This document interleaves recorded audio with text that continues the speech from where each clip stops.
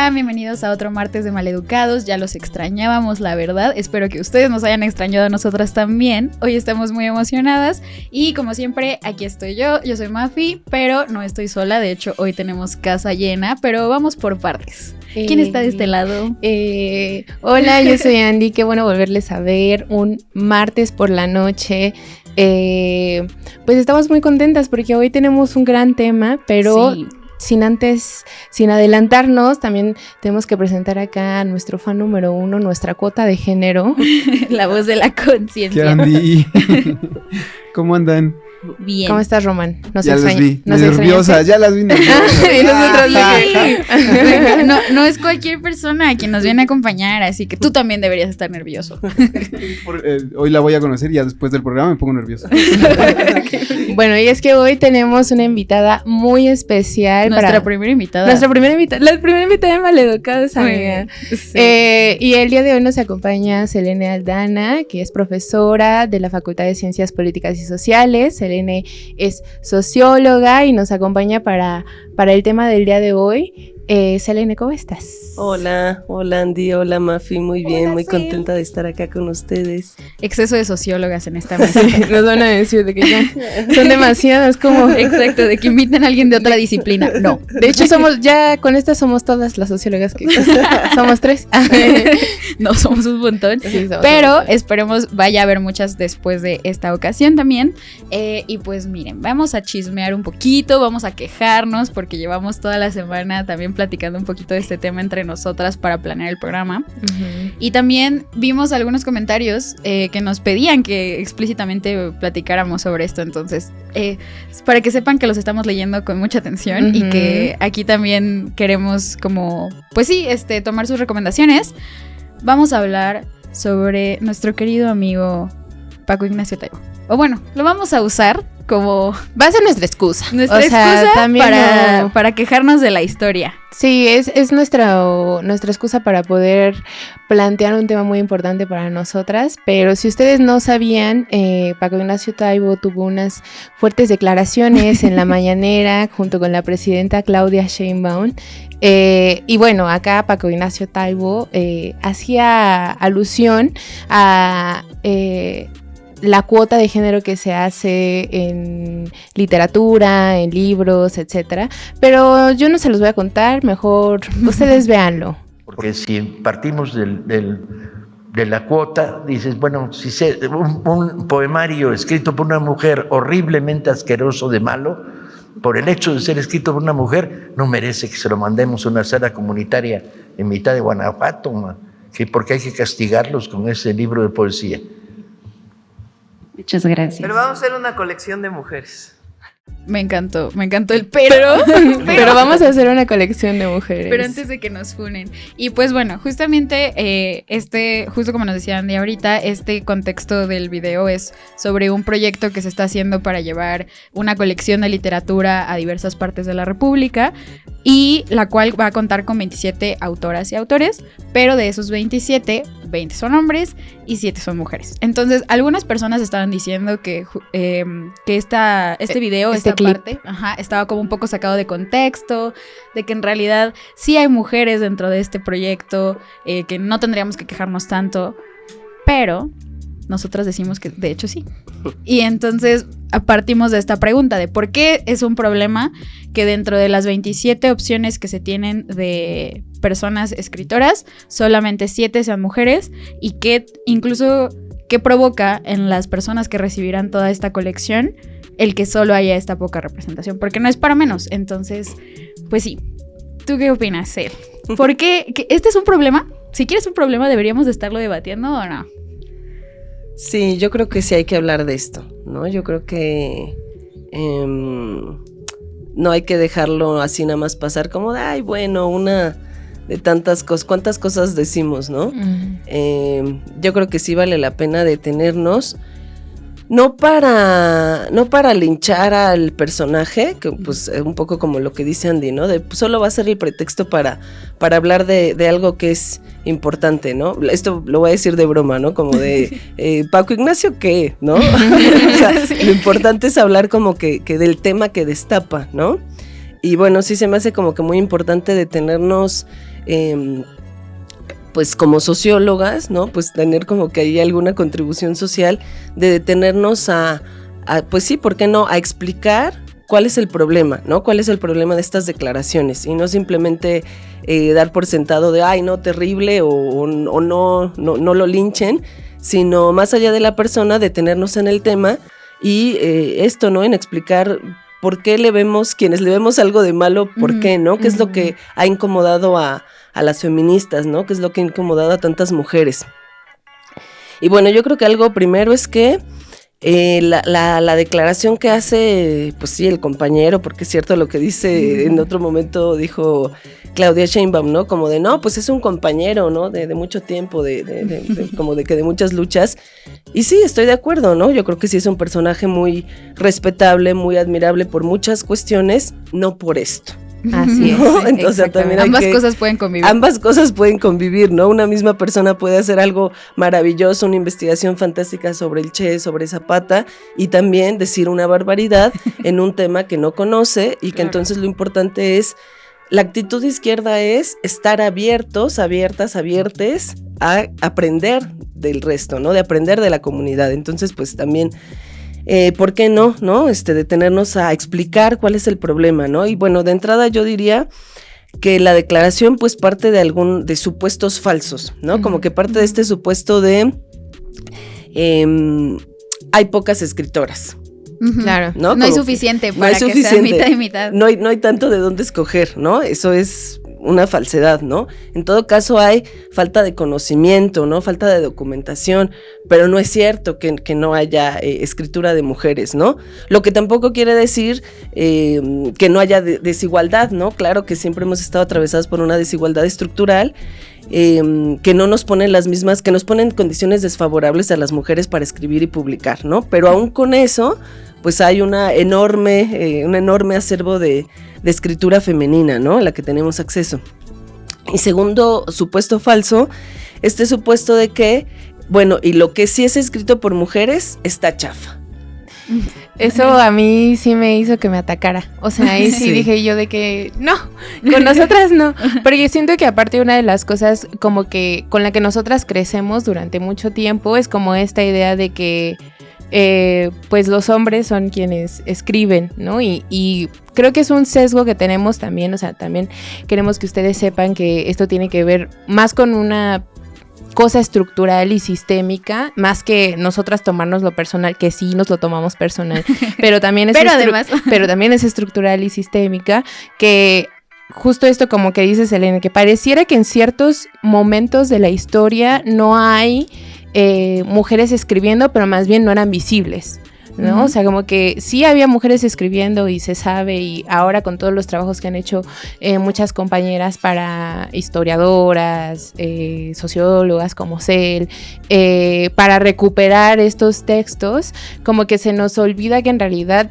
había una diferencia sistémica estructural para que los hombres pudieran publicar y que las mujeres no pudieran, uh-huh. ¿no? Que no se sintieran con la comodidad o la seguridad para hacerse públicas o incluso para decir de que sí, esto lo escribí yo. Sí, y es que también me parece importante retomar este tema, sobre todo en un momento de la historia y como de toda la discusión mediática que se tiene sobre esto, porque de hecho a inicios del año, bueno, a mediados del año pasado me parece, hubo una persona que publicó una columna en internet que decía como la sobresaturación de la literatura de mujeres, ¿no? O sea, de que ya, ahora ya todo el mundo solo lee mujeres por así como un posicionamiento político y todo el mundo publica solo mujeres, porque, o sea, como de que ya, suficiente, ¿no? ¿Qué más tienen que decir? Regresen los hombres, por favor. Sí, regresense ellos, ustedes a la cocina casi.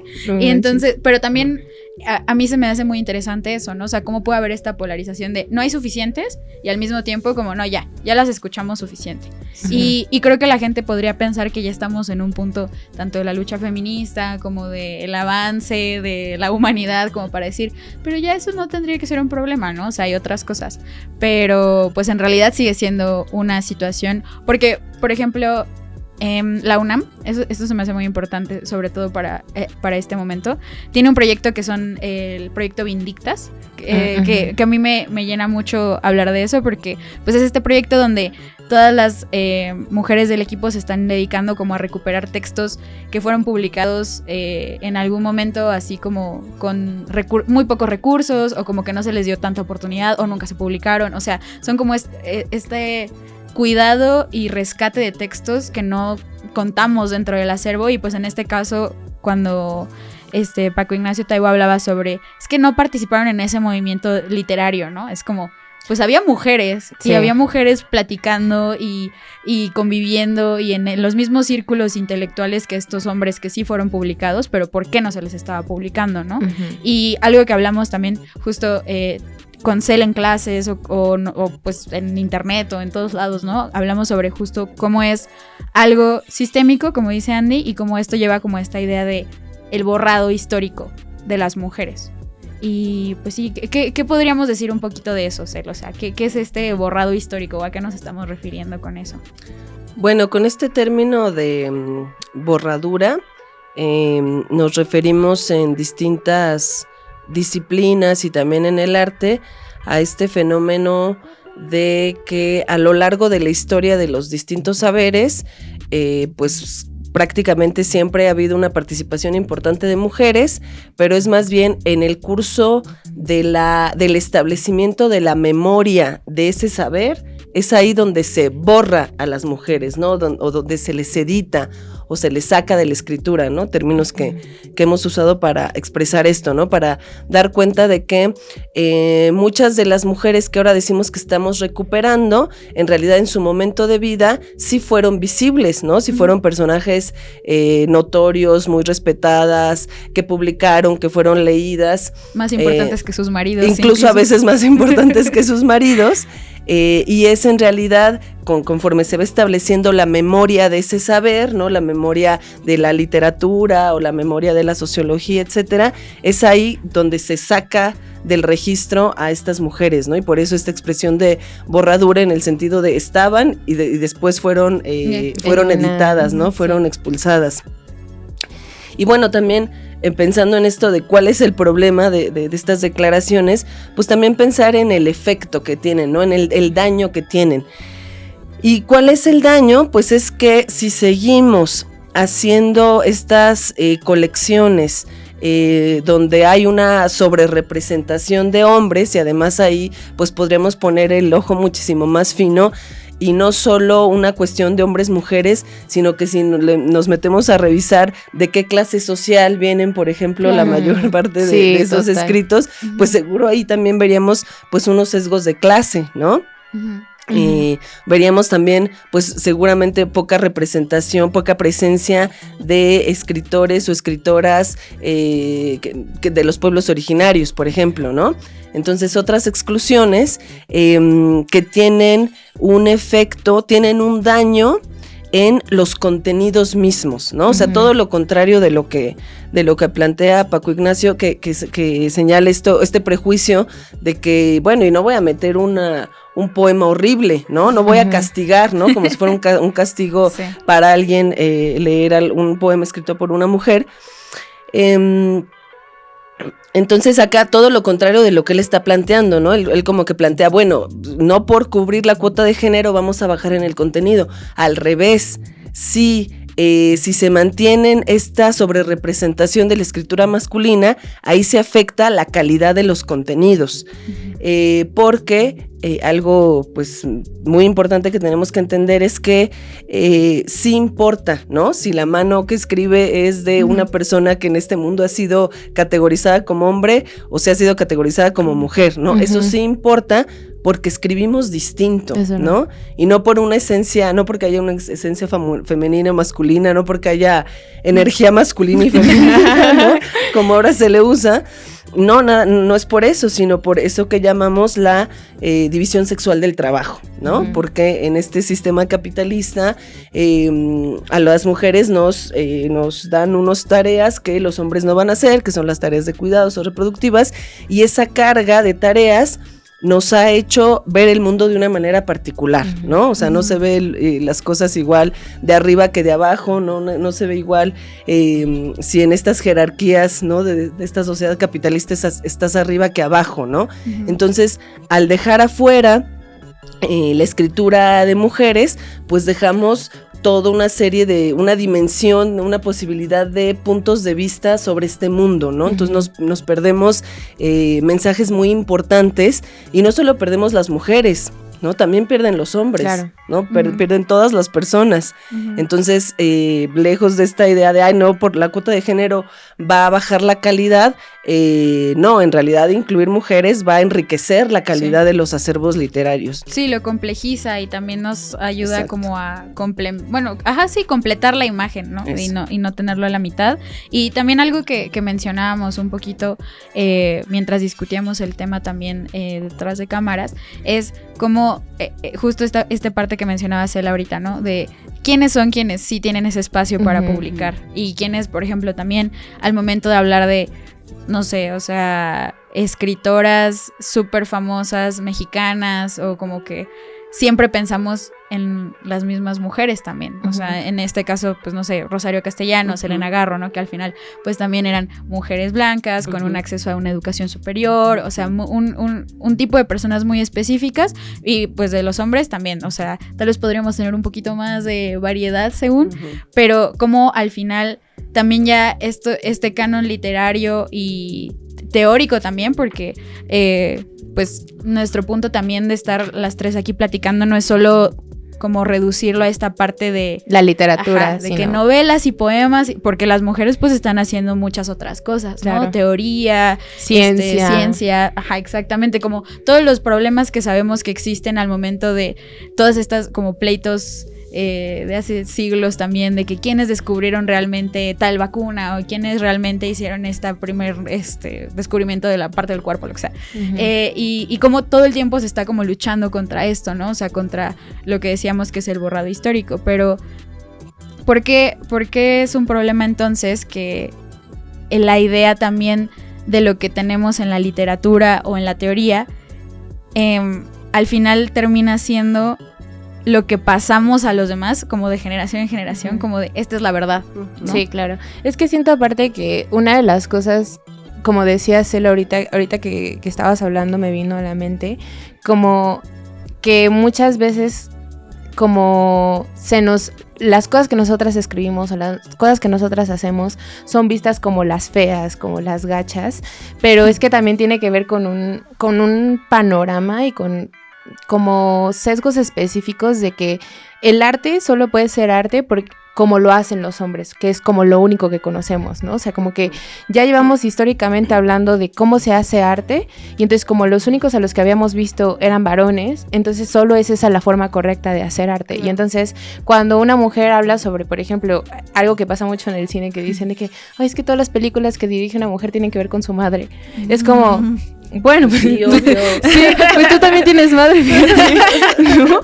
Como que, o bueno, quién sabe, ahorita pienso y digo, no tienes madre, pero, o sea, tiene que ver explícitamente con experiencias que pareciera que no son válidas en el mundo artístico, cuando en realidad esos cimientos fueron fundados por ciertos varones, y que entonces, porque sale del ojo masculino, sale de las experiencias masculinas, entonces deja de ser como una experiencia válida, ¿no? O deja de ser arte con todas las reglas que implica el arte, ¿no? Como quién dice qué reglas tiene que tener el arte, ¿no?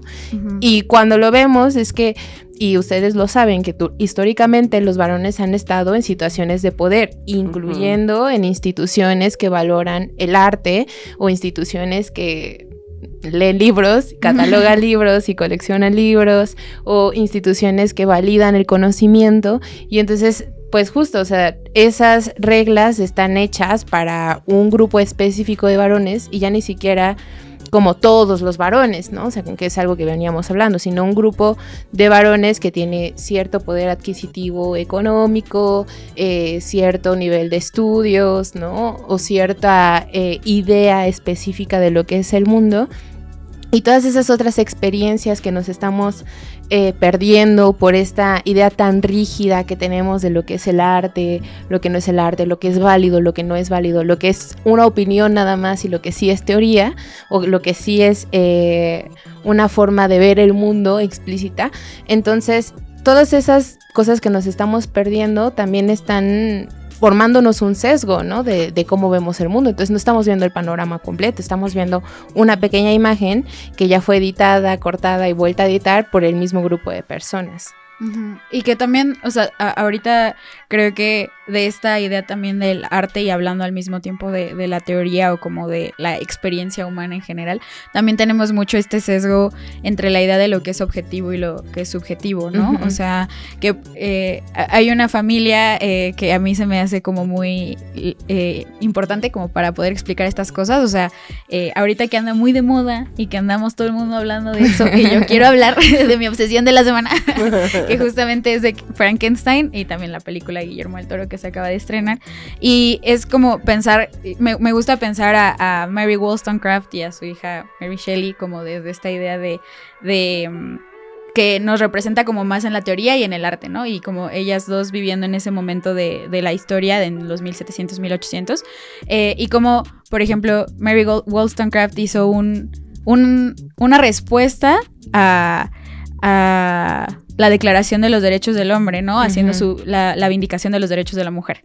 Y cómo esta idea de los derechos del hombre podía como parecer que ya estaba abarcándonos. Que era universal. Ajá, que ya era como esta idea de que ya estamos avanzando y de que somos tan despiertos y tan revolucionarios. Y como ella dijo como, esperen, ¿no? O sea, esta idea de universalidad que estamos hablando incluso con esta parte de los derechos, ya tiene un sesgo, ¿no? Claro. Desde ese momento, y como a partir de esta teoría se tiene que empezar a nombrar como esta distinción para que pudiera entenderse que por más que tenemos esta idea de que algo puede ser objetivo, en este caso los derechos humanos o los derechos del hombre, en realidad sigue estando más hacia este lado de, pues, quienes están escribiendo estos textos son personas que están situadas en algún espacio del mundo y tienen ciertas características muy particulares, y como también eso se puede trasladar después al arte, ¿no? De quién sí está escribiendo, que en el caso ya de su hija, de Mary Shelley, es como quién sí está escribiendo cuentos que valgan la pena y quién está escribiendo cosas que a nadie le interesan, porque pues yo. Ajá. yo. Pero siento que justo esto que dices, a mí me llama como mucho la atención a esta idea de que, pues justo, o sea, como que parece que estamos hablando de dos cosas distintas, como la literatura de los hombres y la literatura de la mujer, pero cuando hablamos específicamente de literatura, estamos hablando de literatura de hombres. Y entonces, para hablar de literatura de mujeres, siempre tenemos que agregarle el literatura de mujeres, ¿no? Y entonces, parece que en estas cosas que suenan universales, como esto de la literatura en general o el arte en general, en realidad le pertenece a un pequeño sector, ¿no? Y no porque nosotras digamos de que hay que separar la literatura de hombres y la literatura de mujeres, sino como tal el sesgo viene de ahí, que se cree que la única literatura que vale la pena, o el único arte que vale la pena, o la única teoría que vale la pena, es la que ya fue revisada y que ya fue de que canónicamente aceptada por hombres que la escribieron y también por las personas que creen que es como lo válido, ¿no? Y entonces como que siento que ahí hay otro sesgo de esta cuota de género, ¿no? Que parece que entonces se tienen que agregar mujeres porque las mujeres tenemos que darles derechos, etcétera, etcétera, pero es que solo hay buena literatura de los varones cuando en realidad viene de esto, de que es que no es suficiente, ¿no? O sea, como que no basta solamente con decir, dame la mitad, dame la mitad de la visibilidad que necesito cuando, o sea, históricamente ya nos han borrado mucho, ¿no?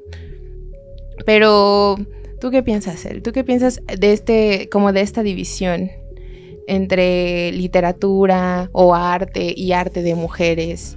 El objetivo y subjetivo. Yo creo que ahorita me quedo clavada como con lo que acabas de decir, Andy, que dices, no es dame la mitad, ¿no? O sea, no es dame la mitad de tu pastel. Así es. Porque en esa lógica ya de por sí ahí ya había algo que estaba torcido, ¿no? Algo que ya era tuyo. O sea, exacto, que era tuyo. No es solo que me des de un pedazo de lo que está torcido. Es que nos demos cuenta de que existe eso que está torcido, ¿no? Yo traía una imagen que se me hace súper precisa para problematizar esto de la cuota de género, porque con el video con el que empezamos, pues se nos hizo chistoso, ¿no? Al final nos reímos todas acá, de que se oye a lo lejos la voz de Claudia Sheinbaum, ¿no? Pero vamos a hacer una colección antes de mujeres, de que nos funen, ¿no? Y entonces, claro, ¿no? Hay quien ha dicho, bueno, pues entonces ya qué más quieren, ¿no? Si ya les avisaron que va a haber una colección de mujeres, ¿cuál es el problema, no?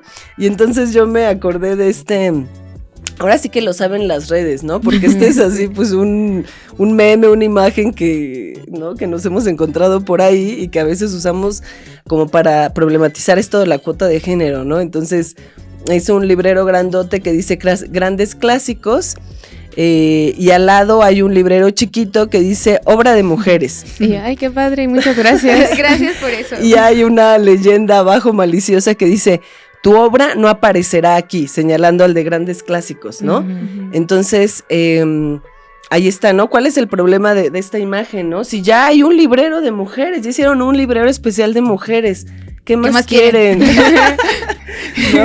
¿Qué quieren? Bueno, quitarle los derechos a los hombres. ¿Qué sigue? Entonces, ¿qué queremos? Bueno, por un lado, que se reconozca y esto es algo que hemos platicado también mucho en un proyecto que tenemos en la UNAM de pensadoras latinoamericanas, ¿no? Que decimos, bueno, queremos que se nos reconozca no solo como teoría social de mujeres o teoría social hecha por mujeres, sino como teoría social, ¿no? Uh-huh. Pero también, yo digo, pero también como teoría social de mujeres, porque si hay algo ahí particular, específico, súper rico, que también tenemos que analizar, ¿no? Sí. Pero no solo en ese apartado de como si fuéramos una especialidad, ¿no? Como de, bueno. Lo leerás cuando llegues a la especialidad de estudios de la mujer. Porque aquí parecería exacto, ¿no? Que las únicas personas dedicadas a la literatura que tienen que conocer esa literatura de mujeres, pues son las escritoras feministas, ¿no? Quienes se especializan en eso, las más clavadas en eso. Pero no, lo que exigimos es que, yo diría, usando esta imagen, ni siquiera es que queramos que nos agreguen a su librero grande de grandes clásicos, sino queremos, digo yo, desordenar ese librero de grandes clásicos. Wow, potente.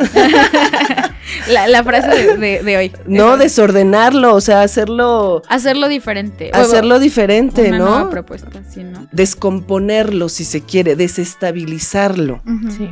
Sí, que es lo que también decíamos el episodio pasado, como de esta idea también del Estado que se tiene, ¿no? De que ahí está ahí el molde, pues vamos a poner gente diferente allá adentro. Y no, pues el chiste es ¿qué más podemos hacer, ¿no? Como también cuando tenías ahorita tu ejemplo del pastel, ¿no? De que si ya eso está podrido por dentro, ¿por qué nos lo vamos a comer? Sí, así es. ¿Por qué le vamos a poner ¿Por qué no mejor hacemos un pastel nuevo? Ajá, unos muffins, no sé. Sería esta metáfora de por qué rechazamos lo de romper el techo de cristal, ¿no? Y dicen en el libro de Feminismo para el 99%, dicen, porque rompemos el techo de cristal y tendrá que haber una mujer más precarizada que una que barra los restos. Y eso no queremos, ¿no? Uh-huh. O sea, para entrar al librero, ¿cuántas se van a quedar fuera del librero? Es verdad, sí. ¿No? O sea, esto que decimos de, bueno, sí, le haces la colección de las mujeres y luego, ¿qué? ¿Vas a hacer otra colección de personas no binarias? ¿No? Y luego una colección de personas afrodescendientes, o sea... Y se empieza a hacer así como chiquito. No es una cuestión de esto de las identidades, ¿no? Así como de una suma de identidades, como si fuera el Benetton, ¿no? No es una cosa de diversidad, ¿no? Sino de queremos disentir de la cultura oficial legítima. Claro. Que también esa es la potencia que tiene la literatura hecha por mujeres, ¿no? Que claro, están... las escritoras de las élites, digamos, que también nos han dejado cosas potentísimas, súper importantes que leemos, pero también están, y a veces accesibles, escritura de mujeres populares, ¿no? Sí. Entonces, ahí es darle la vuelta, no es cuestión de niños, niñas, ¿no? Es algo más profundo de esto, ¿no? Lo que ustedes dicen, ¿quién define qué es arte y qué no? ¿Quién define qué es cultura valiosa y qué no? Eso es lo que queremos descomponer, desordenar, ¿no? Y sí, que es algo que les queríamos compartir también como anécdota personal.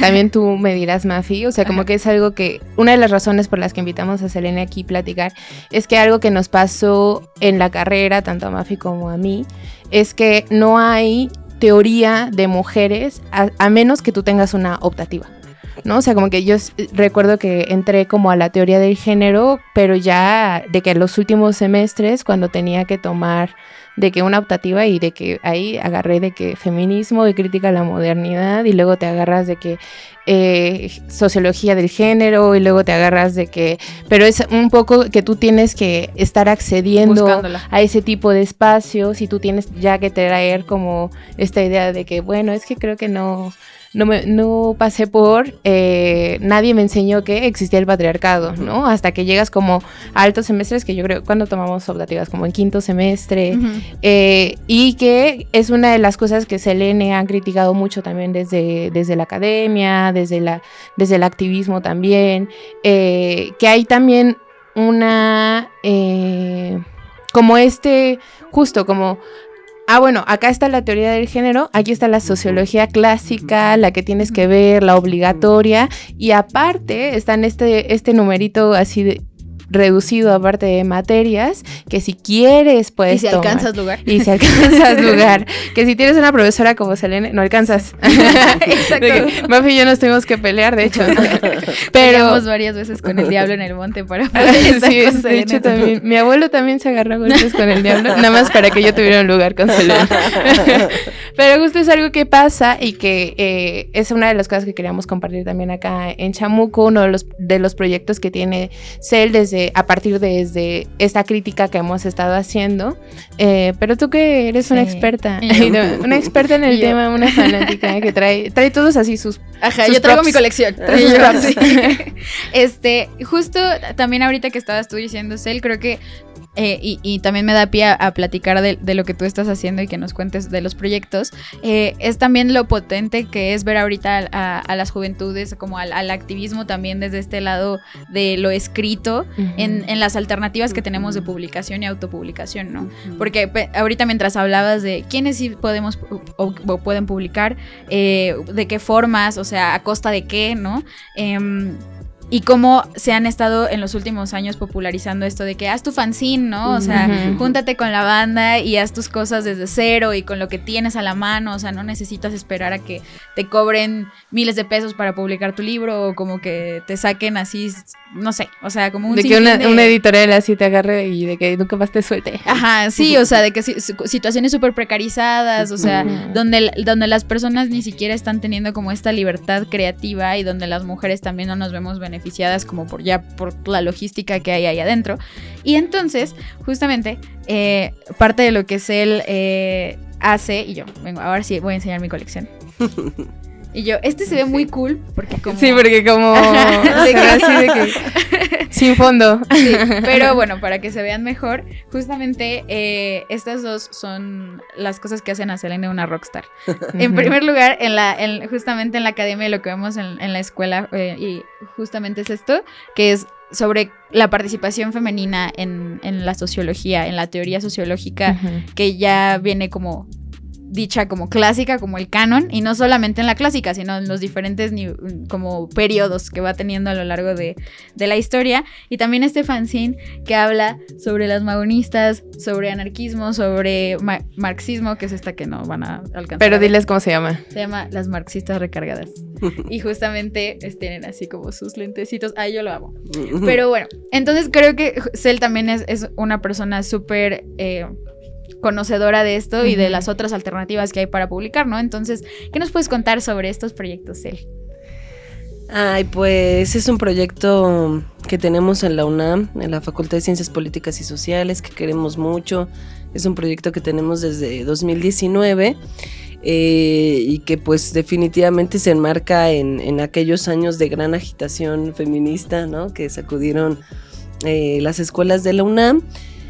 Y entonces pues en ese periodo yo pues como que coincidió con que yo me hice profesora de tiempo completo y ya podía proponer un proyecto de investigación, y entonces pues propusimos este proyecto que es para revisar las materias teóricas, qué autoras faltan, ¿no? Porque no tenemos ninguna, entonces faltan todas, ¿no? Literal. Entonces nos hicimos este proyecto de seminarios y círculos de lectura para descubrir a esas sociólogas y de plano de cero, ahora sí que en un hágalo usted misma, pues empezar a leerlos, un DIY, ¿no? dice. Desde conseguir los textos, ¿no? Buscar que estaba traducido de las autoras, leerlas. También tienen traducciones que hicieron ustedes, ¿no? Hay una traducción que hicimos en ese primer libro, el blanco, el de la participación femenina.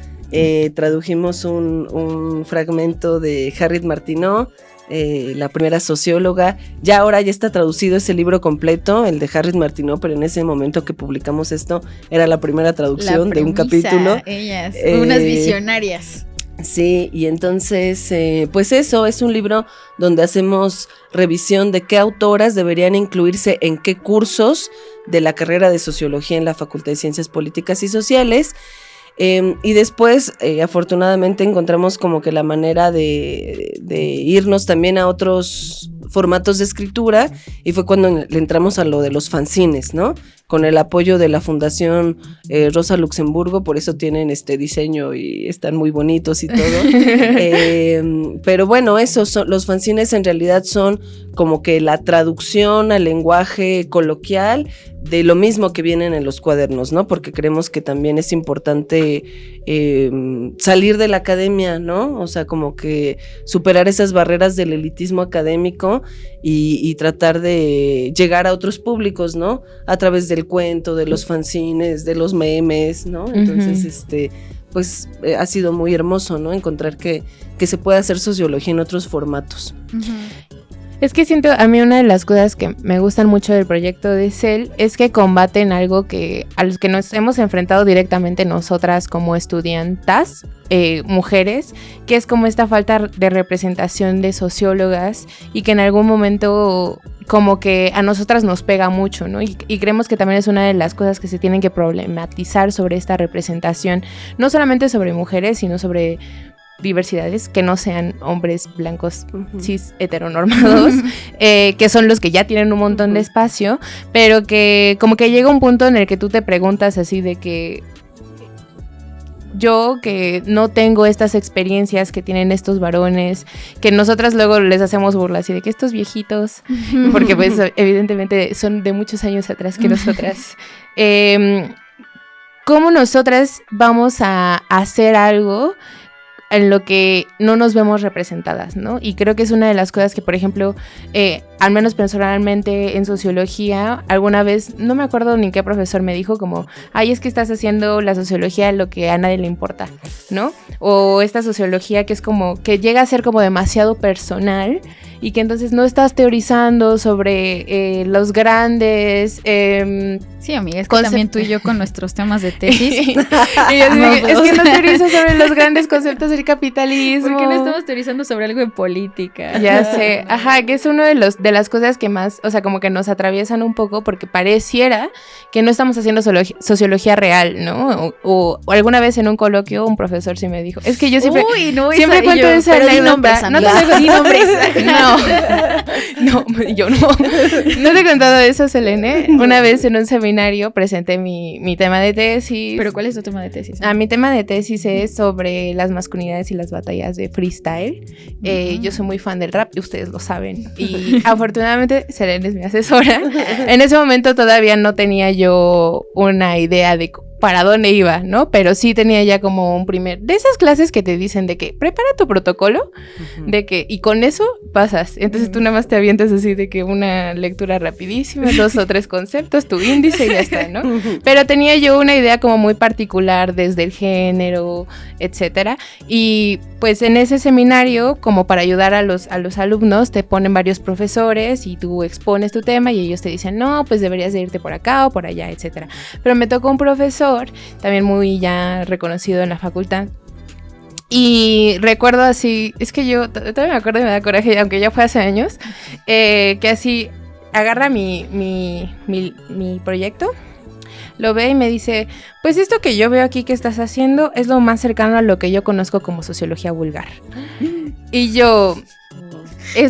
así me empezó a decir, bueno, ya cosas muy teóricas específicas. Ay, no, de que estás tergiversando a Foucault, la teoría del cuerpo aquí no va, etcétera, etcétera.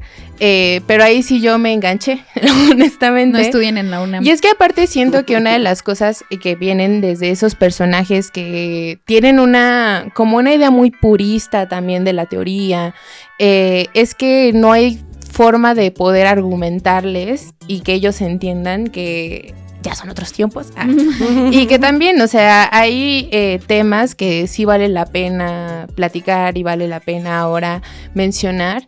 Y es que yo recuerdo que incluso hasta me puse al brinco y me acuerdo una de mis profesoras nada más me decía así de que tú y yo sabemos lo mucho que has trabajado. Y yo así casi llorando de que claro que sí, porque son gracias a estos personajes que te dicen como aquí las mujeres no tienen, aquí la teoría del género no tiene lugar, aquí la teoría de las cosas que no le importan no tienen lugar, es que entonces hay como estas faltas de representaciones y que nosotras como estudiantas, seguramente ustedes allá en casa tendrán hijas, hijos o hijes que quieran hacer algo y esta falta de representación pues te da en el corazón, dices como pues sí, o sea, yo no he visto en la teoría clásica alguien haciendo sociología de personas que se dicen groserías con un micrófono, ¿no? No he visto en la sociología clásica o no he visto como la sociología que te dicen que es la sociología en el marxismo, que te digan la posición de las mujeres, ¿no? Hasta que llegas a otros espacios que dices como, órale, sí, aquí sí, de hecho sí le importa a la gente, ¿no? Te quedas así de que no es sociología vulgar, estoy haciendo la sociología que conozco, pero creo que es una de las cosas que no aprendemos a problematizar, ¿no? O sea, que para ustedes podría ser de que es que ya son suficientes mujeres, ya les están dando todo, les están dando mucho foco, etcétera, etcétera, que es un poco lo que pasa, por ejemplo, cuando llegó la presidenta. Que a muchos les puede caer o no bien la presidenta, pero tenemos que hablar, o sea, no podemos no decir que sí hay una representación, ¿no? O sea, que las personas también dicen como, sí, abrió el diálogo, o sea, es que sí, es un tema complejo, ¿no? Pero igual simbólicamente, pues es como esto de ir llegando a otros espacios donde también se pueden cuestionar cosas pero que también genera conversación y nos hace darnos cuenta de otras posibilidades y también que tal vez así de que de que tal vez teníamos esta idea romantizada, ¿no? De ay, cuando tengamos una presidenta y ahora decimos, no, mejor como decíamos, de que ya mejor tiremos el pastel, de que no nos está sirviendo de nada. Pero sí, y como también, por ejemplo, en la literatura se han ido popularizando, ¿no? O sea, estas historias que al principio o en su momento fueron como de que, ¿y por qué estás hablando de eso, no? O como cuestiones que podrían ser muy particulares, pero no sé, o sea, ¿qué tiene de malo que hablemos sobre justo algo que nos aqueja, o sea, por ejemplo, todas estas historias de literatura japonesa que son mucho de existir dentro del espacio de la casa, ¿no? O sea, que podrían parecer como muy cotidianas y por qué a la gente le debería importar eso, pero sí nos debería importar, no sé, un hombre en una ballena en Moby Dick o así como que saben de que hay ciertas cosas que luego con las mujeres se quieren poner como muy específicos de que, pero eso ¿por qué nos importa? Y yo tampoco le pregunté a Shakespeare sobre Romeo y Julieta, pero como lo escribió un hombre no es justamente como de que, ay, ¿por qué escriben sobre romance? Ya cállense. Y es como de que, ay, esa es una gran historia de amor, ¿sabes? O sea, como que son un sinfín de cosas, pero que al final sí nos hacen darnos cuenta de que siempre hay algo nuevo que decir, sí, y como va avanzando el tiempo y van cambiando las cosas y van haciendo gente nueva, cada quien va a poder decir algo específico de las cosas que le atraviesan o de las cosas que se imagina o de las cosas que le interesan y nunca va a ser igual, ¿no? De lo que ya se ha dicho, entonces como que siempre hay espacio para más, no deberíamos de estarnos como cortando. Y es que, ¿sabes a qué me recuerda? ¿Has visto este meme? Bueno, no es meme, sino que es un dato comprobado. O sea, como que ahora, o sea, que te preguntas tú como, ¿qué le interesa a la ciencia actualmente? Y que te das cuenta quiénes se están armando a la ciencia, porque hay como 50,000 estudios de la calvicie. Y de que hay muy pocos estudios sobre los ovarios poliquísticos, por ejemplo, ¿no? O sea, como por qué a la ciencia le interesa tanto saber por qué la gente o por qué los varones se quedan calvos. y porque no les interesa como problemas específicos de salud de las mujeres, ¿no?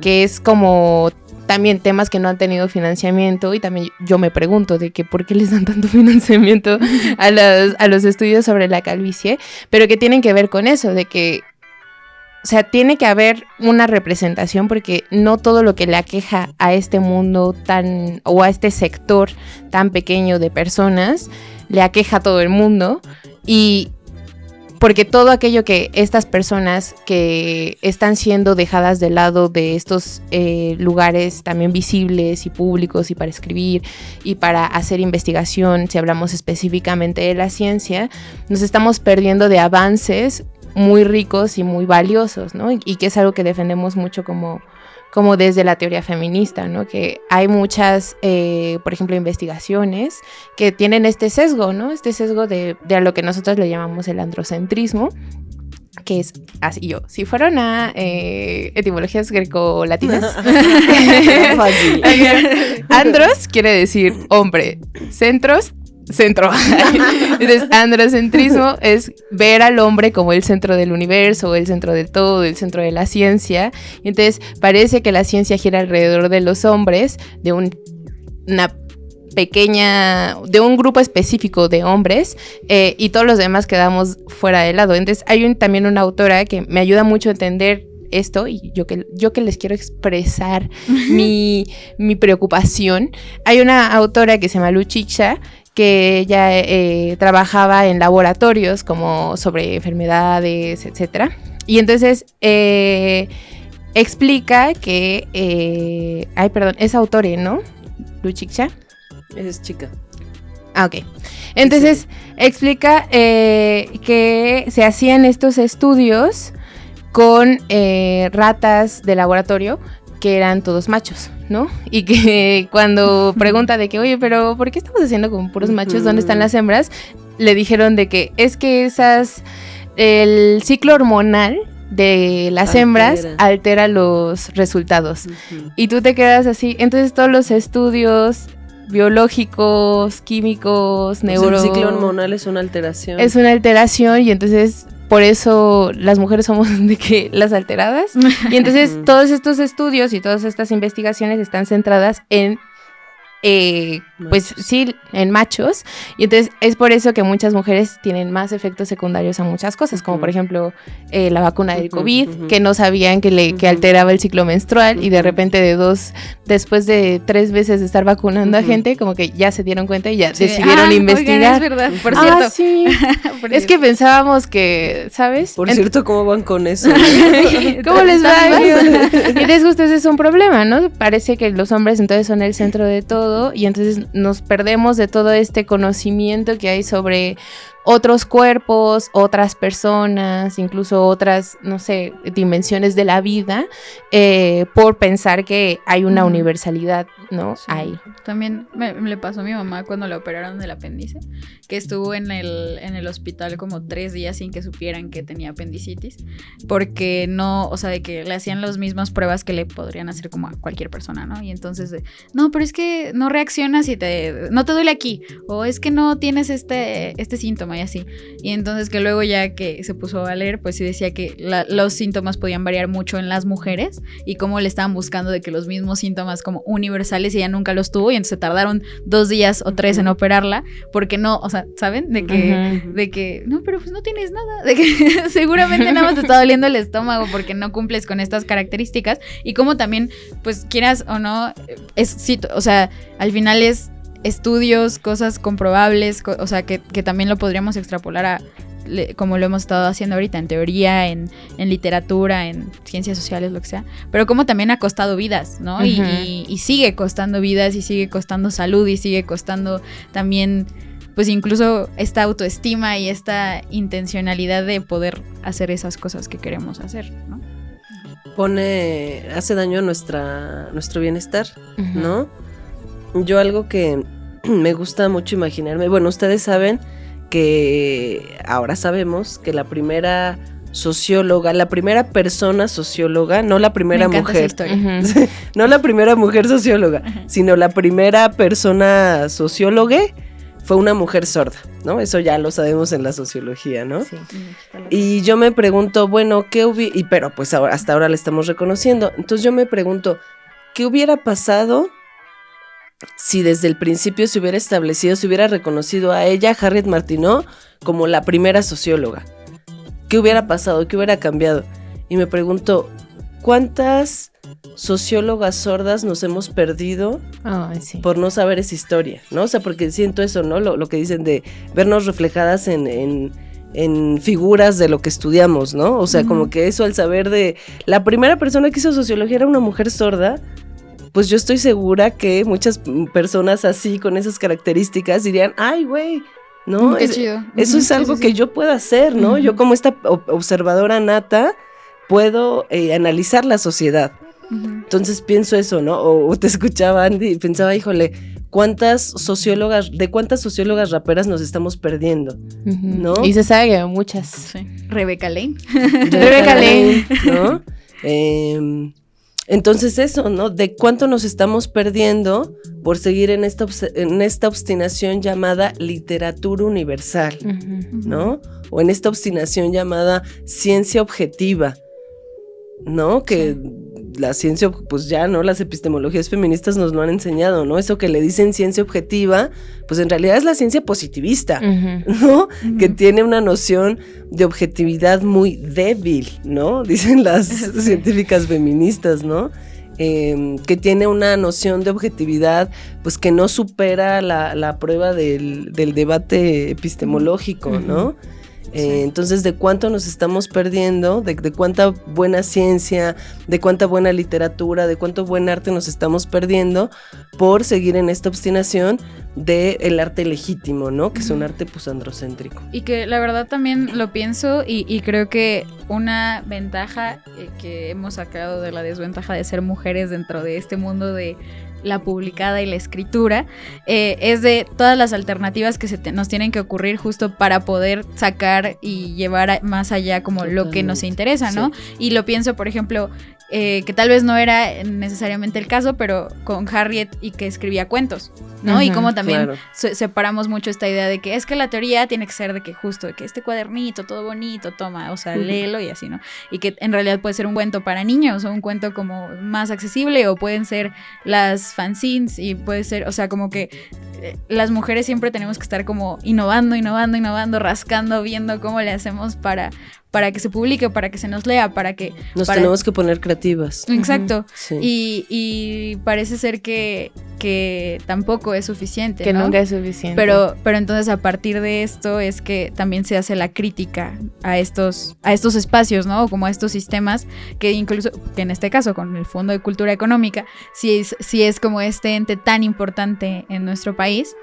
¿Por qué tenemos que seguir así como rascando, ¿no? Y ahí luego podemos ver si encontramos otra cosa. Como pidiendo de favor, ¿no? Ajá, cuando ya tendría que ser como un poquito más de cajón. Entonces, pues no sé, Cel, ¿tú quisieras agregar alguna otra cosa?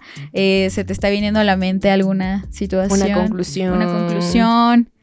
Bueno, pues nada más en distintos momentos de la plática me he acordado, y como salió lo del rap, a mí me encanta como que siempre jalar una frase de Sara Eve, esta frase de la carencia da potencia, ¿no? Que siento que es así una forma popular de expresar unas de las cosas más profundas de las epistemologías feministas, ¿no? Esto de sí importa desde dónde vemos al mundo, sí importa desde dónde escribimos, sí importa si quien escribe es hombre, mujer, una persona con discapacidad, una persona de la élite, del sector popular, sí importa. Y estar en posiciones de opresión también potencializa cosas, ¿no? Entonces también esas personas que han vivido opresiones estructurales, pues suelen ser grandes analistas sociales, ¿no? Grandes poetas, ¿no? Grandes cronistas de sus épocas, ¿no? Y bueno, pues que entonces nuestras instituciones de cultura pues deberían asumir un compromiso con voltear, ¿no? A esos parajes donde están también esos saberes que son cruciales, ¿no? Para la vida, para reproducir nuestra existencia, para vivir distinto, ¿no? Me encanta, para vivir diciendo. Y ya sabrán por qué disfrutábamos tanto escuchar a Cel en clase. Y pues también justo ha sido un placer platicar contigo hoy. Muchas gracias. Ay, para mí también. Y pues con esto vamos a cerrar esta primera parte del programa. Así que no se vayan porque tenemos nuestra siguiente sección. Bueno, pues bienvenidos a su tan esperada sección Modo Avión, en donde podemos desconectarnos de nuestros pensamientos intrusivos y poder disfrutar de ciertos productos culturales que a nosotras nos interesan. Pero el día de hoy, como tenemos a esta tan especial invitada, esta sección le va a pertenecer. Cel nos trae algunas recomendaciones para ustedes que también tienen que ver con esta crítica que hacemos al sistema, al arte, a la literatura. Entonces, Cel, ¿qué nos traes el día de hoy? Bueno, pues yo voy a recomendar el día de hoy una novela de Charlotte Perkins Gilman que se llama El tapiz amarillo. Entonces, bueno, quise recomendar materiales que tienen que ver con el tema del programa. Bueno, les cuento que Charlotte Perkins Gilman es, ahora la reconocemos como una de estas sociólogas clásicas que estamos recuperando. Y bueno, ahí ya hay un dato bien interesante, ¿no? Que esto lo escribió una figura que al día de hoy reconocemos como socióloga. Entonces ahí hay una clave, ¿no? Que las sociólogas del siglo XIX y principios del XX escribían novela, poesía, y esa era una forma, ¿no? De presentar sus análisis sociológicos. Este es un libro de finales del siglo XIX y aún así es tremendamente actual. Porque el tapiz amarillo habla de, pues es en gran medida autobiográfico.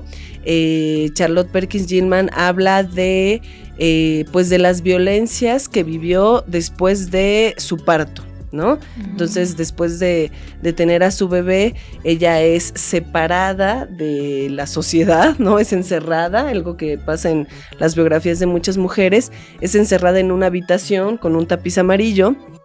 Entonces, bueno, ahora se considera que lo que ella estaba narrando es que tuvo una depresión posparto, ¿no? Eso que le llaman ahora depresión posparto. Entonces el médico tuvo la gran idea de encerrarle en un cuarto, ¿no? Y decirle, no escribas, ¿no? No te relaciones. Cúrate sola. Cúrate a través del encierro, ¿no? Prohibido escribir, prohibido dibujar, prohibido leer, no, prohibido la separaron incluso de su bebé. Ay, tortura. Sí, entonces estuvo una temporada encerrada y ella cuenta pues cómo ya estaba pues ya en una experiencia sensorial muy compleja, muy difícil, ahora sí que diríamos que perdiendo la razón y sintiéndose... Aparte viendo puro amarillo todo exacto, el día, ¿no? Entonces es súper interesante la novela y pues creo que es una excelente muestra de las muchas cosas que nos separan a las mujeres del ejercicio artístico e intelectual, ¿no? Ella era una escritora, para ella era súper importante tener su material para escribir, tener sus libros, y es de eso de lo que se le separa, ¿no? Para que según recupere la cordura, la encierran y la separan de sus pertenencias y de su oficio de escritora. Entonces, bueno, se me hizo un libro súper pertinente y de verdad al día de hoy una lo lee y es así de wow, es impresionante, ¿no? La historia de lo que le hacen. ¡Qué padre! No dejamos de aprender. Sí, léalo. Excelente. Sí, está. Tocará de comprarlo. Sí, vamos, de hecho, saliendo de aquí. No, porque sí, aparte de eso que dices, ¿no? Que siguen siendo estas mujeres que ya podemos empezar a nombrar como sociólogas que pensábamos que no, y como insistimos, ¿no? O sea, tal vez... Digo, no sé cuál sea el caso particular de Charlotte, pero como que tal vez no podía hacer teoría como tal, pero todo lo que está diciendo ya en su obra literaria ya es todo este análisis. Lo personal es político, amiga. Exacto. Siempre lo terminamos diciendo. Sí. Exacto. Y tiene la ventaja de que es breve. Para que lo lean en el metro. Rápido, sí. Muy bien, excelente. Y como... tenemos justamente este programa especial, no solamente es una recomendación, sino van a ser varias. Así que hoy están de suerte. Ya tienen que ver y leer el fin de semana. Así que vamos con la siguiente. Cuéntanos, ¿qué es esto que estamos viendo aquí atrás? Bueno, la siguiente es esta película que se llama, en inglés se llamó The Wife. En español la tradujeron como La Buena Esposa, protagonizada por Glenn Close. Es un peliculón que también viene perfectamente a cuento con esto que hemos hablado el día de hoy, porque es la historia de un personaje muy importante en la literatura, un gran escritor, y que resulta que explotaba a su esposa, quien realmente escribía las novelas, ¿no? Entonces, pues como que un poco es la historia de Anónimo, ¿no? Eso que sabemos de que tantos textos que firman como Anónimo en realidad fueron de autoría femenina. Entonces es una historia ficticia, pero que seguro ha pasado en muchas ocasiones a lo largo de la historia del arte, ¿no? Entonces, bueno, es un peliculón, se los súper recomiendo. Bueno, pues con toda la producción hollywoodense y tal, pero una temática bien profunda. Claro. Excelente. Yo que soy más de películas, honestamente, como que a veces que si llegas del trabajo y dices como una peliculita. Y aparte hay mucha gente que nos ve que sí, así que sí se pone a ver nuestras recomendaciones. Ajá, que las películas me han gustado. Y luego así nos dicen de que espérenme, todavía no acabo el libro, no recomiendo nada. Aguanten. Sí, para que mientras terminen el libro que les recomendamos la semana pasada, puedan ir viendo esta y ya después empiezan el tapiz amarillo. Exacto. Pero como Cel también es muy de música, como pudimos ver ahorita en las referencias que tuvimos a lo largo de la plática, también nos trae recomendaciones musicales. Entonces, por favor, Cel, cuéntanos. Sí, les traigo de recomendación una rolita que me gusta mucho de una banda española que se llama Mafalda, y que esta rolita la hacen nada más y nada menos que con Rebeca Lane. Un saludo a nuestra hermana socióloga. De verdad yo la adoro, Rebeca. Es maravillosa. Por ti estudié sociología. Bueno, y esa canción se llama Las que faltan. Las que faltaron. Y entonces pues habla precisamente de esto, ¿no? De las que faltaron en la historia. Y va siendo como que un recorrido de distintas personajes que deberían estar en la historia de las distintas disciplinas, ¿no? Entonces pues tiene unas líneas bien potentes. Entonces pues les invito a que la busquen, la escuchen, está bien chido. Muchas gracias. A ustedes. Súper completas las recomendaciones, así que por favor déjenos en los comentarios cuando sea que ya hayan leído El tapiz amarillo, visto la peli o escuchado a Rebeca Lane también con Mafalda. Es muy querida por nosotras, la verdad, es una rapera guatemalteca, socióloga también. Entonces, sí, toda su obra es muy buena, entonces. Y tú recomiendo. Recomendamos. Aprobado por las tres. Y si eso no los convence, no sé qué los podría convencer. Así que, pues con esto vamos a nuestra siguiente sección. Muchas gracias por quedarse con nosotros. El día de hoy estamos en nuestros aclamados y famosos premios Honores del Mal. Muchas gracias, Chamuco Media, por seguir patrocinando estos premios. Gracias por seguir trayendo invitados que nunca aceptan nuestros premios, pero gracias. El día de hoy sí traemos una invitada que va a hacernos el honor de, ahora sí, aceptarnos nuestra plaquita. Pero no tenemos todavía porque nos agarró de bajada toda esta situación. Y yo, bueno, pero Chamuco siga dándonos presupuesto. Sí, ojalá. Entonces, Mafi, ¿qué premios vamos a otorgar el día de hoy?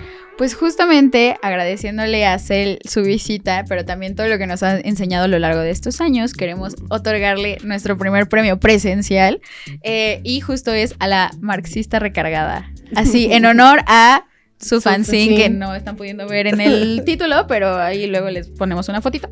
Entonces sí, un aplauso. ¡Bravo! ¡Yay!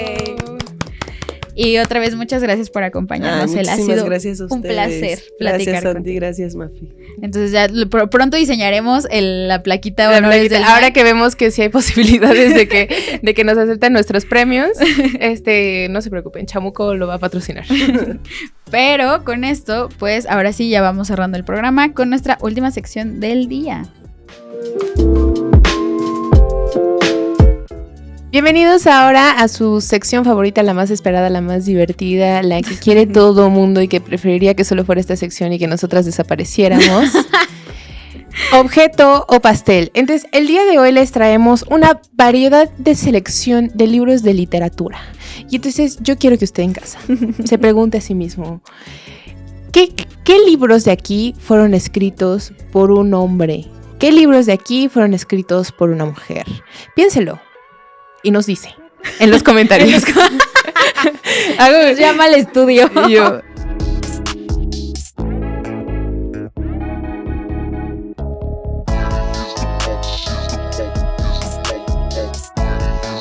Pues ojalá hayan observado bien.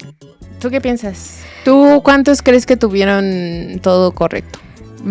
Pues yo siento que, bueno, es difícil porque son libros muy conocidos. Yo quisiera pensar que todos tuvieron la respuesta correcta, pero quién sabe. Se van a exponer si la tuvieron. Sí, o a lo mejor hay la gente de que todavía está tratando de presionar enter en los comentarios y ahorita Sí, dice de que ahorita que digan la respuesta lo pongo y lo corrijo. Exacto. Eso es hacer trampa, gente. Sean honestos. Pero bueno, vamos a repasar uno por uno a ver cuál sí, cuál no, cuál. Muy bien, vamos por orden. Cumbres borrascosas. Amiga, yo tenía entendido que tú estabas leyendo un libro así, pero en otro idioma. En inglés, no sé por qué me hice eso, pero lo compré y yo al rato platicaré. Puede o no puede ser que haya sido por el anuncio de la película que van a sacar próximamente de la adaptación. Entonces, aquí está. Pero a ver, tú, Andy, ¿quién escribió Cumbres borrascosas? Román. ¿Quién escribió? No, pues Cumbres borrascosas es un libro también muy conocido que fue escrito por Bronte Emily Bronte. Justo una de las 3 hermanas Bronte, pero lo más divertido, o no divertido más bien, lo más que nos sirve a nosotros el día de hoy, es que en realidad, el fun fact, es que en realidad este libro fue escrito originalmente bajo el seudónimo de Elise Bell. O sea, fue publicado como si lo hubiera escrito un hombre. Uh-huh. Entonces, en realidad, cuando se empezó a leer y cuando se empezó a distribuir, fue, pues sí, o sea, fue uno de los clásicos casos en donde las mujeres fueron borradas de su creación, hasta que ya tiempo después las hermanas Bronte se convirtieron en las Bronte y pues ya, ahora es de que, Emily, reina. Así es. Muy bien, muchas gracias. Aquí se acabó la sección. No es cierto. Seguimos con el siguiente título. Agnes Grey. Esta siento que está un poco complicada. ¿Quién escribió Román? No sé, la neta no sé. ¿No? La neta no sé. Bueno, pero te da vibes. Soy un ignorante. Perdónenme, no las merezco, me voy. Ay, él solito. No, porque necesitamos nuestra cuota de género. Ajá, exacto, si no nos van a sacar del aire. Estás aquí por inclusión. Pero ¿qué vibras te da? ¿Hombre? ¿Mujer? Mujer. ¿Mujer? Sí, yo Ok. le voy por mujer. ¿Tú, Andy? También digo que mujer.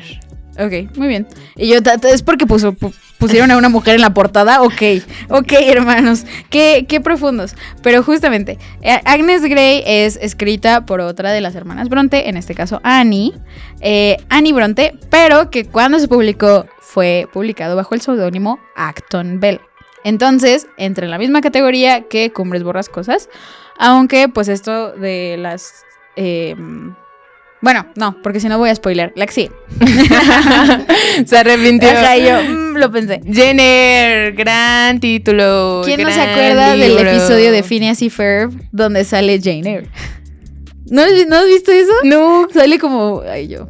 Andy no se acuerda. No, pero no es cierto. ¿cómo o qué? Literalmente Yo como que hacen referencia a Jane Eyre y hay como cortes a una Jane Eyre animada y como de que cuenta su vida y cosas así. No, eso es Ajá. no. Sí. Me faltó ver más Phineas y Ferb. Y eso que sí lo veía mucho, ¿eh? Sí, no, yo siento que yo vi ese episodio muchas. Yo por ahí conocí a Jane Eyre. Entonces... De esta sí, ¿alguno sabe? Ay, Román. Ustedes no ven a Román, pero está así. Nadota, ok. Bueno, Jane Eyre justamente es escrito por la última hermana Bronte, por Charlotte Bronte. Pero cuando se publicó, igual que en el caso de sus hermanas, fue publicado bajo el seudónimo Currer Bell. Entonces, esto es muy interesante y yo quería traer a colación a las hermanas Bronte el día de hoy por este hecho de que las 3 escribían y las 3 tuvieron que recurrir a esto de vamos a publicar bajo un seudónimo masculino. Sí. Entonces también lo pensamos con cómo puede ir evolucionando la historia y como estas obras de pasar de ser un nombre falso a uno de los nombres más reconocidos en la literatura en inglés o en la literatura universal, pero que igual nos hablan de una problemática que no es nueva y que también sigue teniendo al tema de hoy como muy necesitado de seguir discutiéndose, porque pues es algo que sigue pasando, aunque ya no sea 1700, que es cuando 1800, que es cuando ella se escribía. Así es. Vamos con el que sigue. Tras. De hecho, debería presentarlo Román. Sí. ¿Qué estamos viendo en pantalla? Pues Frankenstein o el Prometeo moderno de Mary Shelley. Exacto. Entonces, como justamente Román nos dice porque a él le gusta mucho el libro, ya le encargué que vea la película. Si ustedes ya vieron la película, que todo el mundo ha estado hablando al respecto, por favor déjenlo en los comentarios cuál es su opinión. Pero yo también traía... hace rato, mi amiga viene a figurar. Y yo vengo con mis libros así. Literal, ella trajo así de que props. Dijo yo, toda la utilería. Es más, ahorita le vamos a construir un librero ahí atrás. Todo mi librerito de colección. Pero bueno, justo Frankenstein fue escrito por Mary Shelley, pero yo quería hablar de esto. Atácate, no solo porque es mi obsesión de la semana, después de ver la película, sino porque, y ya estoy empezando a leer el libro. Yo sí fui esa persona de primero la película y luego el libro. Eventualmente llegaré yo al texto, entonces pues este fue el momento. Y creo que hoy que es, estos días que ha estado muy muy frío, la verdad estuvo bueno empezarlo hoy. Pero bueno, eso es otro punto. Me ataqué. Le conté a Andy que me ataqué. Me escupió así de que hasta me dijo, es más, veneno. te odio a ti. Porque ahorita que todo el mundo está hablando sobre este texto y sobre la película, salió en mi algoritmo de X o de Twitter el siguiente tweet que van a poder ver en pantalla. Aquí es una persona nada que verienta, con todo el respeto, no, sin respeto, que dice, Mary Shelley no escribió Frankenstein. Su novio, Percy Shelley, quien estaba obsesionado con la electricidad, con el magnetismo, con todo lo que tuviera que ver con Prometeo, etc., escribió Frankenstein y lo atribuyó a Mary como un acto de devoción. Los académicos han sabido esto por años y lo han escondido, lo han enterrado, todo por culpa del feminismo o del girl power. ¡Wow! ¡Wow! ¿Ven? Y yo, literalmente... Otra difamación más. Exacto. ¿Cuántas más, Claudia? No es cierto. ¿Cuántas más van a ser necesarias? No, pero yo Trump, no quiero una América grande otra vez. Quiero que tus personas aprendan a leer y a entender justo que es una problemática. O sea, quería yo enseñar este tweet el día de hoy porque me parece muy importante. O sea, ¿cuántos años se ha estado hablando de Mary Shelley? Como decíamos a lo largo del programa, el hecho de que su mamá fue Mary Wollstonecraft, o sea, era es obvio, ¿sabes? Un linaje de morras de cerebro del tamaño del universo, y de todas formas la gente se agarra de querer seguir diciendo, no, lo escribió el marido porque él era el talentoso. Uh-huh. Y algo que se me hacía muy interesante es que justo ella tiene, bueno, en esta edición, que es de Alianza Editorial, Alianza Patrocínanos, viene una introducción, que es como una aclaración que hace Mary Shelley en 1831, como después de unas modificaciones que le hizo al texto, y justamente habla de eso, ¿no? De cómo tuvo que luchar con esta idea de que ella tenía que escribir algo genial. Uh-huh. Y cómo estaba así como pues es que de la familia que vengo y de que para ser una mujer esta presión. Ajá. Y cómo ella quería hacer otras cosas, ¿no? Y que decía que sus sueños eran como muchísimo más padres que lo que ella sentía que estaba escribiendo, pero porque justo como decíamos a lo largo del programa, parecía ser que estas partes como de la cajita donde tenía que entrar la literatura en ese momento, ella no cabía. O sea, uh-huh, de que yo quiero escribir otras cosas, a mí me interesa ir más allá y no puedo. Entonces, creo que es muy... echa mucha luz respecto a este tema desde 1800.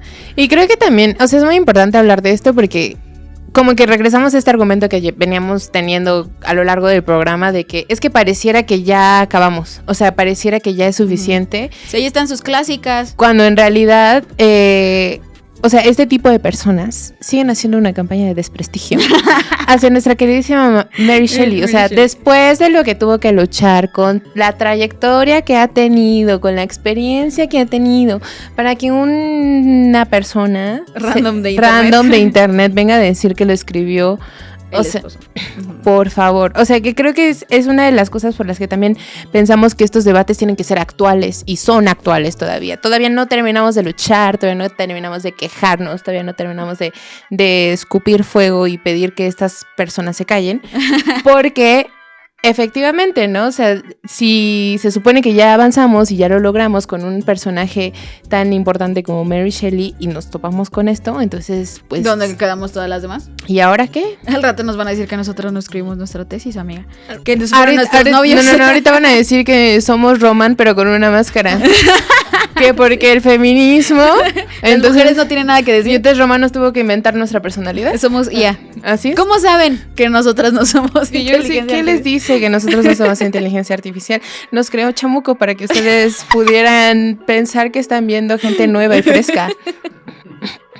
Muy bien, vamos a Ay, qué chistosos somos. Pero bueno, pasamos al siguiente. O vamos a hablar un poco más de esto.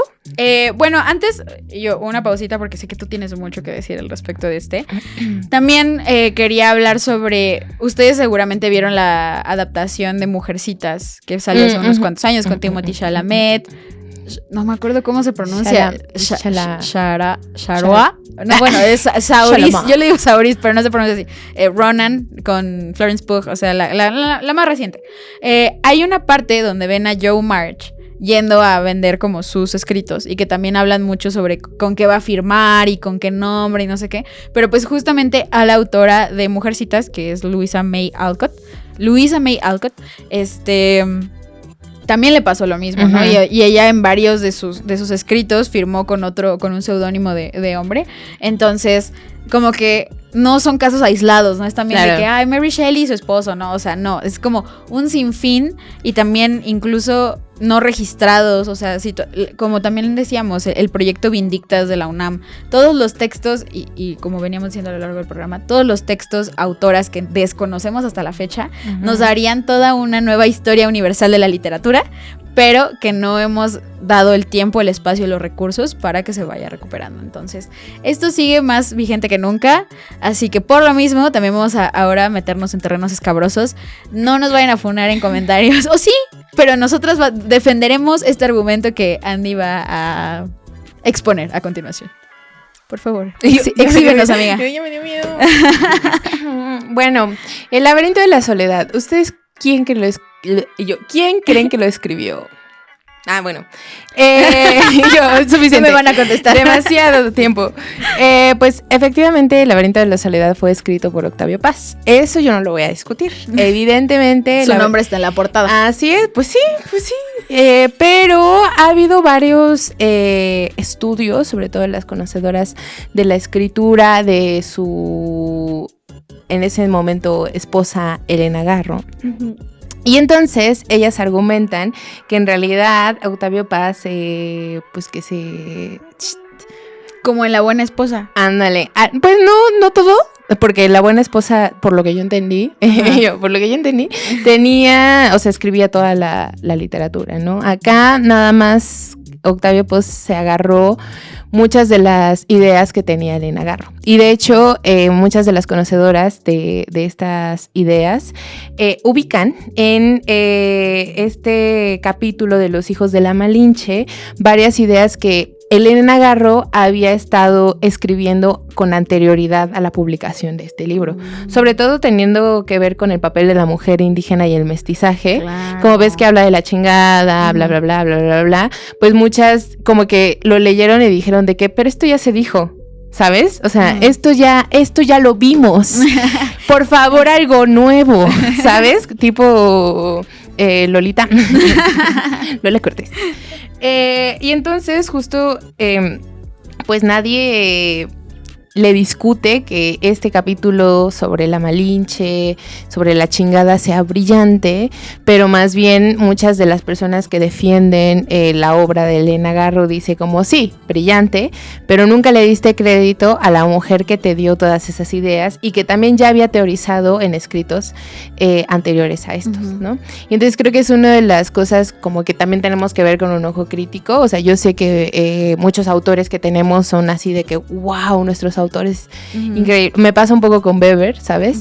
Como que los tenemos como muy en alta estima y no quiere decir que su trabajo no sea válido, pero sí también hay que reconocer que hubo un proceso de apropiamiento, de apropiarse del conocimiento de las mujeres que eran sus esposas, que obviamente, pues muchas veces con la idea del amor romántico decimos de que, bueno, te doy mis ideas porque yo te amo, yo te doy mis ideas porque, ¿sabes? Sí. Y pues también, o sea, no es tampoco un crimen, porque sabemos que somos la reunión de todo lo que nuestras almas y nuestros seres queridos saben. Somos románticas. Y yo, claro que sí, amiga. Yo sé mucho sobre Tinder gracias a ti. Yo sé mucho sobre Bumble gracias a ti. Sé mucho sobre... Y yo conocí el rap argentino gracias a Andy. Ajá, y yo sé mucho sobre Avatar gracias a Román. Exacto. Y algún día seguramente lo voy a usar para impresionar a alguien que le guste Avatar. Y no voy a estar diciendo de que Román me dijo que... Pero en estas obras que son teóricas, que son publicadas, pues valdría la pena, ¿no? Hacer esta crítica de de quién vienen todas estas ideas que fueron planteadas en este, al menos, capítulo de Laberinto de la Soledad. Yo sé que a ustedes les va a enojar que yo diga esto. Miren, enójense. Yo creo que ya no le tengo miedo a la cuna. Al menos ya por no esto. Tenemos nada por otras cosas, perder. Sí, pero por esto, miren, lo sostengo yo, lo sostienen otras teóricas, y ni modo.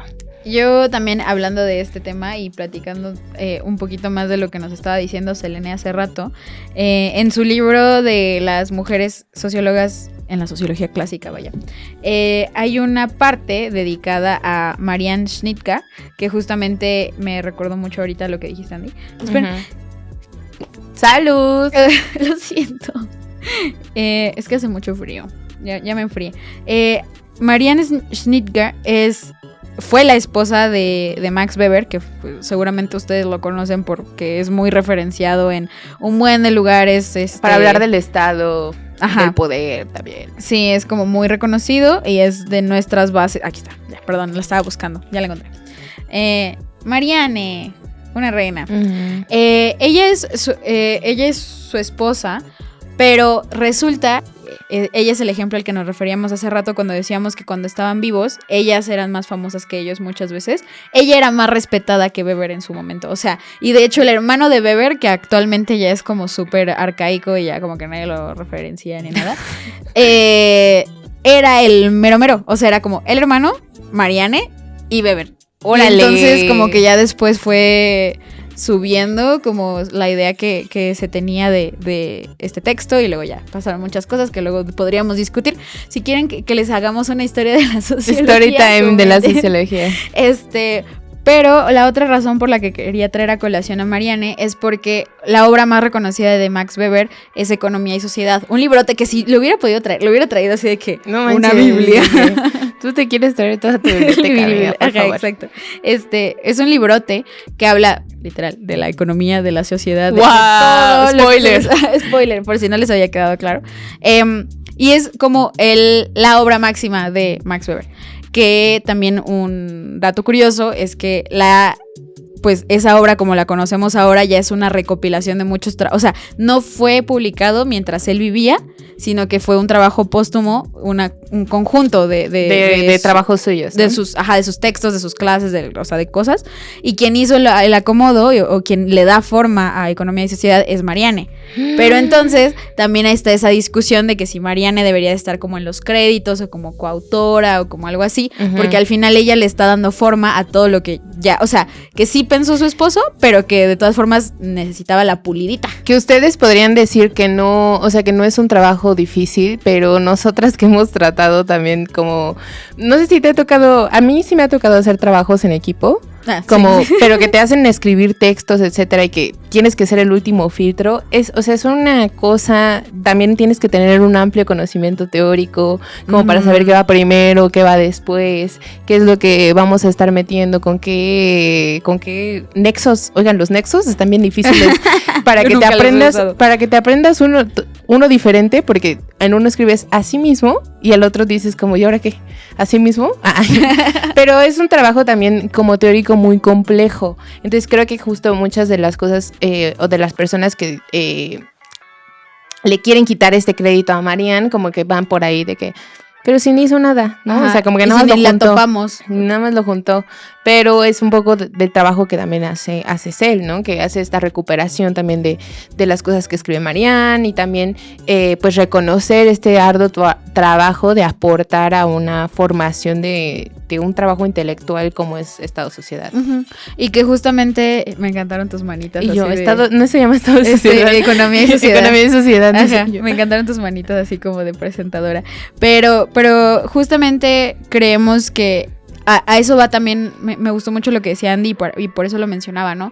De cómo somos al final un conjunto de quienes nos rodean y a quienes queremos y quienes nos inspiran, pero por lo mismo no podemos... Por el respeto que les tenemos y el cariño. Tenemos que nombrar también esas inspiraciones, dar créditos en nuestras tesis también cuando hacemos... Agradezcanle a sus familias, ¿no? Y yo sé que muchos agradecen a sus parejas, pero primero van a...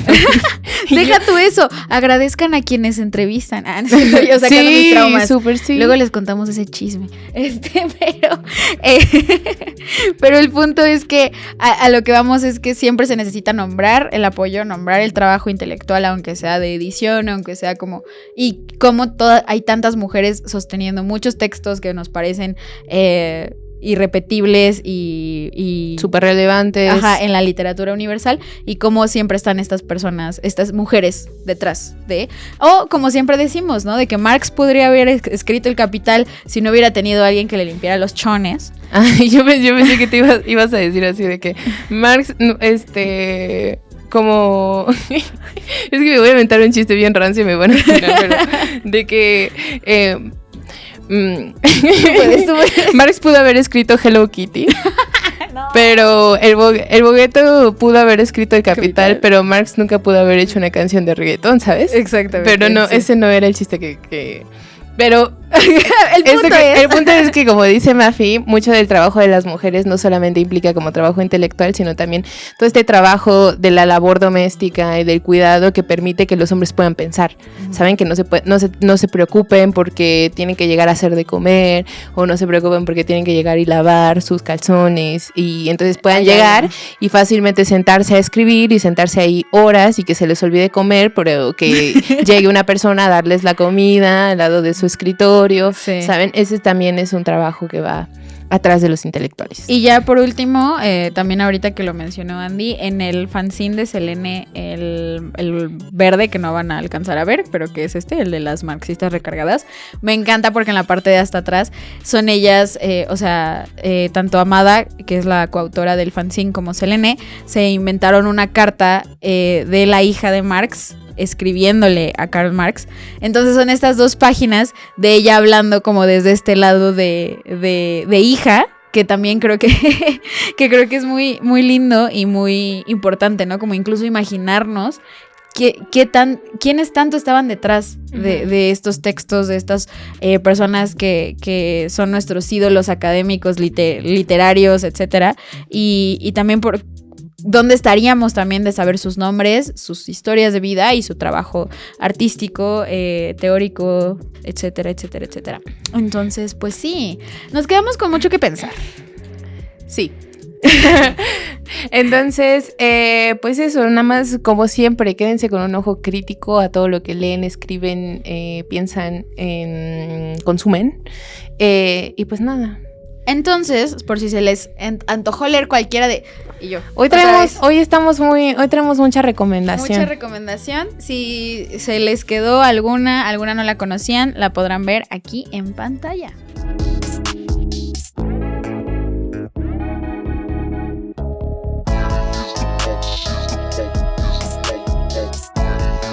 Y con esto llegamos al final de nuestro programa tan querido el día de hoy. Así que muchas gracias por quedarse hasta ahora. Ya saben, nos vemos todos los martes a las 8 de la noche. Ahora sí que a la misma hora por el mismo canal. Yo soy Mafi. Muchas gracias por sus comentarios, por su amor a lo largo de estas semanas. A mí me pueden encontrar en Instagram como m.afi con doble i. Yo soy Andy y a mí me pueden encontrar como Bella que Andy, con K y con 2 Y, porque soy bellaca y porque soy Andy. Y pues agradecemos mucho tu participación, Cel. Cel no tiene redes sociales porque es una mujer muy ocupada. Pero agradecemos mucho que nos hayas acompañado el día de hoy. ¿Cómo te sentiste? Muy contenta. Ay. Muy contenta de verlas en acción. Ay, muchas gracias. Y bueno, también acá dejamos a Román. Román, dinos tus palabras finales. No, ¿Qué opinaste sobre el programa? Muy divertido y sobre todo muy asombroso. Me quedo con ganas de seguir leyendo y muy contento por los cómics. Muchas gracias. Y no tan nervioso, pero muy contento de la plática. Y sobre todo, pregúntale a Andy de su tesis. Ya pon la Ya vi que ya no somos amigos. Pero tanta confianza pesta, chale, ya nos vamos a contar que estamos escribiendo, porque nos está balconeando con la con la asesora. Y ya vámonos. Ya. Bueno, muchas gracias. Se cuidan, se portan mal y los vemos el siguiente martes. Muchas gracias, nos Adiós. vemos.